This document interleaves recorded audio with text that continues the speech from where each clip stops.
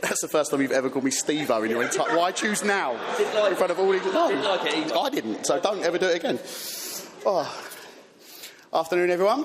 Is everyone having a good day? Yeah, good. For those of you that don't know me, my name's Steve, and I'm the best man. Firstly, on behalf of Dan and Lucy, I just want to thank you all for coming today. I think we can all agree that the day, the venue, the weather, the entertainment, and in particular the bride have been absolutely stunning today. So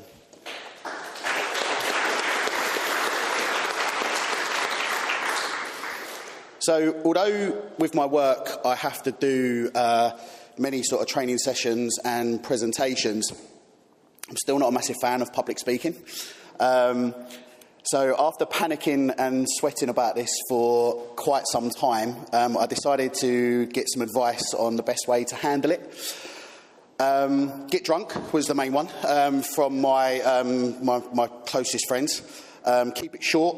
Don't get any direct eye contact with anyone particular. We're amongst the others.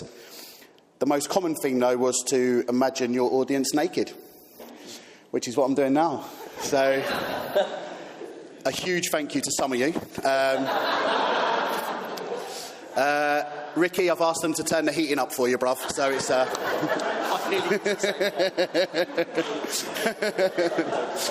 So you're good. You're good. No, it's not. So in similar material, Dan, you're my best friend. You're the most handsome, the funniest, the most gifted, and most well-in... Sorry, mate. I can't read your writing. So that's how similar we are. We picked the same joke. So I've known Dan for probably the best part of 11 or 12 years now, having been thrown together in an office in Deal. And I'd love to say that I knew straight away that we would be mates. But I've got to be honest, the first time I met him, I wasn't sure. Not because he was horrible or we clashed or anything like that, but I really wanted to manage the office we was in, and I was pretty sure he was going to come in and take that job. But in a win-win, I got the job, so yay me. And also, I got a new best mate. And the Stan double act, as we've been known, was born, with us bonding over... many times of me proofreading all of his emails to soften them, to make sure that no complaints came in, or doing quick math over fees. So, Dan, 1.5% of 240 is... 3,750. No. Absolutely not. That just proves it didn't work. So, it's okay. 1% of 250? It was also at this time that Dan's first steps into social media started. At this time, with his constant scare videos of me and Rebecca Gravener jumping out and catching us as we would come out of the kitchen. It also earned him, and me to a degree, his very first review, which came from a director asking, "Are you running some sort of bloody zoo over there?" So... again, thanks, Smithy, and thank you, Dan.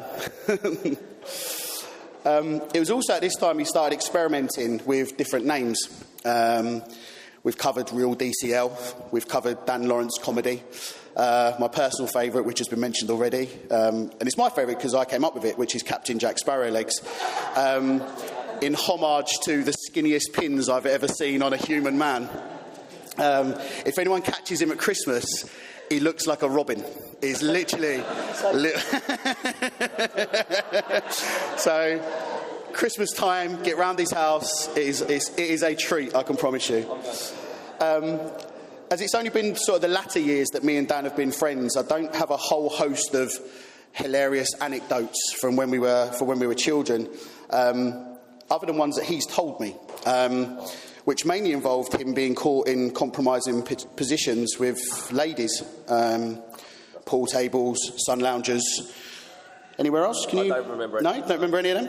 Okay, well, they're the ones that spring to mind. So, however, there's only one lady for him now, the lovely Lucy, and I've genuinely never seen him happier. You found your princess, Dan, and this fairy tale wedding is the perfect end to one of my favourite love stories. Forget Snow White, forget Rapunzel and Flynn Rider, forget Brad and Angelina. Actually, do forget that one. That's a bad example. No.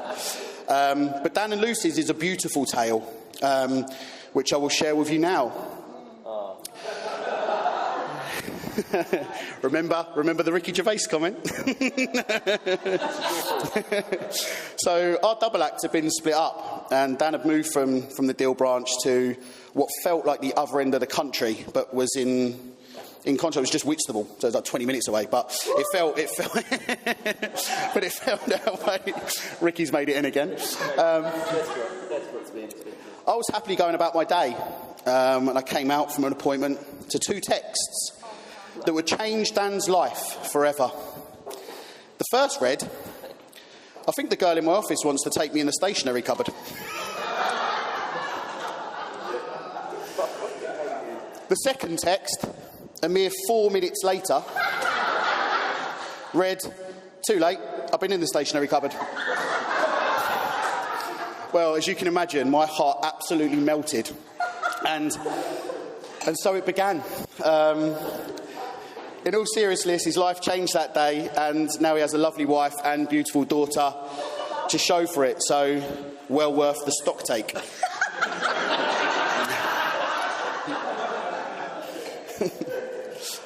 I think the reason that Dan and Lucy work so well, and I think anyone who's ever met them will know how perfectly they work, they very rarely argue, they're always laughing and joking, is because they've got just so much in common. They both don't take themselves too seriously, they love to laugh, and they're both incredibly generous. And I've actually got some thank yous from people who couldn't be here today to back that up. The first is for you, Dan, and it says, "Thank you for your continued support over the years. You've always been there day and night. Not seeing you through lockdown hit us both hard, but we made it through and we're stronger than ever." And that's from all the team at KFC Westwood, Canterbury, Dover and Margate. So just a lovely touch there, lovely touch.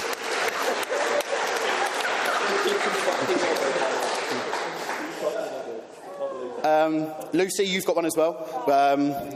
Yours says, "We may have only known each other for a very short while, but I hope you agree my impact was huge, whilst your physical and financial support to us will never be forgotten."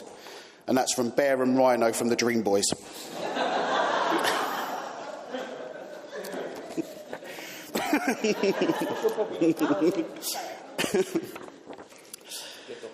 So all joking aside, you guys are a match made in heaven, and I couldn't be happier for you both.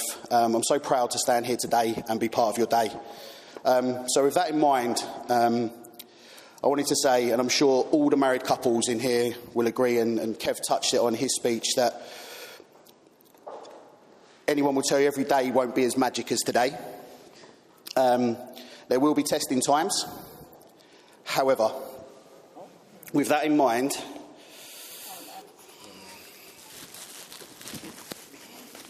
if you can hold that. So what I'm giving you is a clock with the time set at the exact time you took your first kiss as a married couple.